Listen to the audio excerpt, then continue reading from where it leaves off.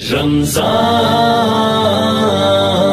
الله من الشيطان الرجيم بسم الله الرحمن الرحيم يا أيها الذين آمنوا كتب عليكم الصيام كما كتب على الذين من قبلكم لعلكم تتقون صدق الله العظيم. وعن سهل بن سعد رضي الله تعالى عنه قال قال رسول الله صلى الله عليه وسلم في الجنة 8 أبواب منها باب يسمى الريان لا يدخله إلا الصائمون أو كما قال النبي صلى الله عليه وسلم.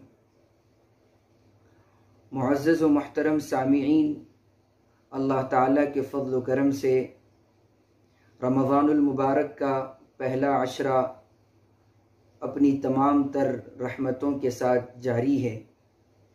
رمضان المبارک ایک بابرکت مہینہ ہے۔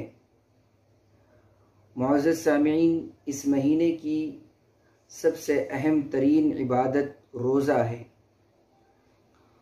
روزہ بندہ اللہ تعالیٰ کی خوشنودی حاصل کرنے کے لیے، اللہ تعالیٰ کی رضا تلاش کرنے کے لیے رکھتا ہے کہ اس روزے کے ذریعے اللہ تعالیٰ اس بندے کو اور اس بندے کی زندگی میں برکت دے اور اس کو آخرت میں اس روزے کا بدلہ دے۔ معزز سامعین، اللہ تعالیٰ نے قرآن مجید میں فرمایا ہے، اے ایمان والو، تم پر روزے فرض کیے گئے ہیں، اور یہ روزے صرف تم پر فرض نہیں کیے گئے تھے بلکہ تم سے پہلے لوگوں پر بھی یہ روزے فرض کیے گئے ہیں، اور ان روزوں کا مقصد یہ ہے لعلکم تتقون، تاکہ تم پرہیزگار بنو، اللہ تعالیٰ سے ڈرنے والے بنو، اللہ تعالیٰ کا خوف تمہارے دل میں آئے، اس مقصد کے لیے روزہ رکھا گیا ہے۔ یہودی بھی روزہ رکھا کرتے تھے، پچھلی قومیں بھی جو ہے روزے کا اہتمام کیا کرتی تھی۔ تو ان روزوں کا مقصد اللہ تعالیٰ سے ڈر اور اللہ تعالیٰ کا خوف ایک ایمان والے کے دل میں پیدا ہو۔ اور پھر روزے دار کا بہت بڑا مقام ہے، جیسا کہ یہ حدیث ہم بار بار سنتے ہیں۔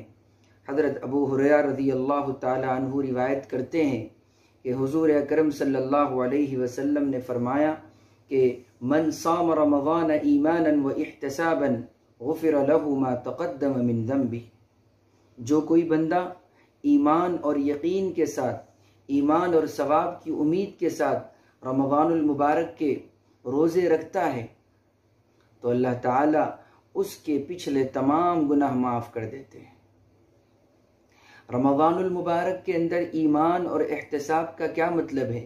ایمان اور احتساب کا مطلب ہے کہ ثواب کی امید کے ساتھ اور ایمان اور یقین کے ساتھ، ایمان اس کا روزے میں اس کو گناہوں سے بچائے، اس کا ایمان اس کو روزے میں غیبت سے بچائے، حسد سے بچائے، چغل خوری سے بچائے، بدنگاہی سے بچائے، کسی پر ظلم کرنے سے بچائے۔ یہ ایمان کی کیفیت ہے، اور ثواب کی امید کے ساتھ۔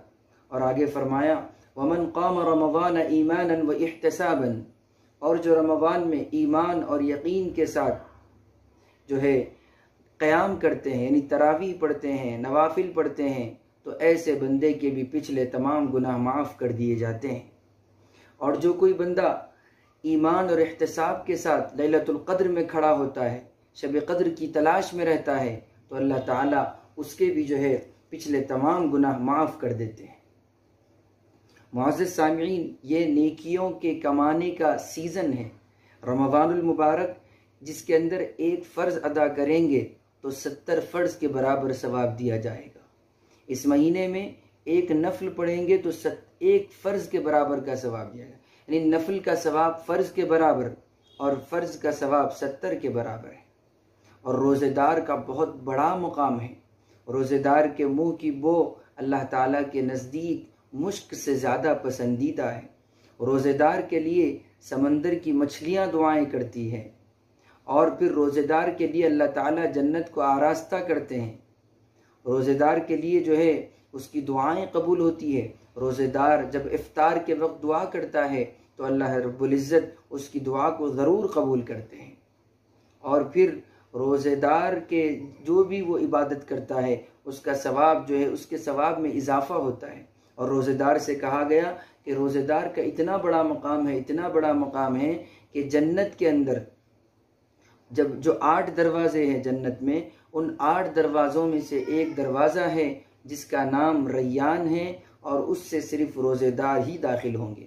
یعنی روزے داروں کے لیے خصوصی دروازہ اللہ تعالیٰ کے دربار میں، اللہ تعالیٰ کے ہاں وہ روزے دار پائے گا کہ اس کے لیے خصوصی عنایتیں ہوں گی کہ یہ روزے دار ہے، اس نے میرے خاطر بھوک و پیاس کی شدت کو جو ہے برداشت کیا ہے۔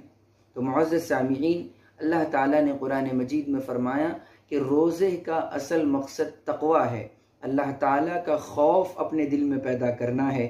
تو جب انسان کے اندر اللہ تعالیٰ کا خوف آئے گا، اللہ تعالیٰ کی رضا حاصل کرنے کی جستجو آئے گی، تو پھر گناہوں سے بچنا اس کے لیے آسان ہوگا، اپنے بھائی کی مدد کرنا اس کے لیے آسان ہوگا، رشتہ داروں کے ساتھ حسن سلوک کرنا اس کے لیے آسان ہوگا۔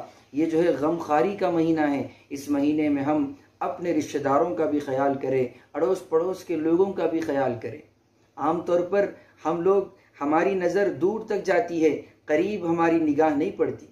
ہمارے رشتہ داروں میں، جان پہچان میں، اڑوس پڑوس کے اندر کتنے ایسے لوگ ہوتے ہیں جو بیچارے عزت کے مارے ہوتے ہیں، وہ جو ہے دست دراز نہیں کر سکتے، ہاتھ نہیں پھیلا سکتے۔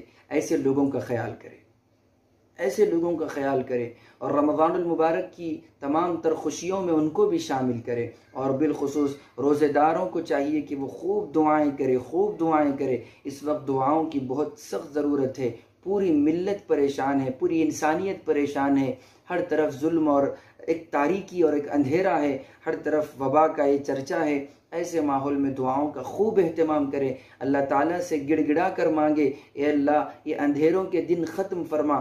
دیکھیے ہاسپٹلز کے اندر کتنے لوگ یعنی ان علاج کے سلسلے میں پریشان ہیں، اور علاج کی سہولتیں نہیں ہیں، اور اس قدر لوگ بیمار ہو رہے ہیں۔ ایسی بیماری کے زمانے میں خوب تلاوت قرآن مجید کرے، خوب دعائیں مانگے، خوب صدقہ کرے۔ اللہ تعالیٰ سے دعا ہے اللہ تعالیٰ میری اور آپ کی اور پوری ملت اسلامیہ کی مغفرت فرمائے، اور اس بیماری سے ہم سب کی پوری انسانیت کی حفاظت فرمائے، تمام لوگوں کی اس بیماری سے حفاظت فرمائے، اور ہر طرف امن و امان اور سکون کا ماحول پیدا فرمائے۔ آمین وآخر دعوانا ان الحمد للہ رب العالمین۔ اگر آپ نے ہمارے چینل کو اب تک سبسکرائب نہیں کیا ہے تو سبسکرائب کریں اور بیل آئیکن کو دبائیں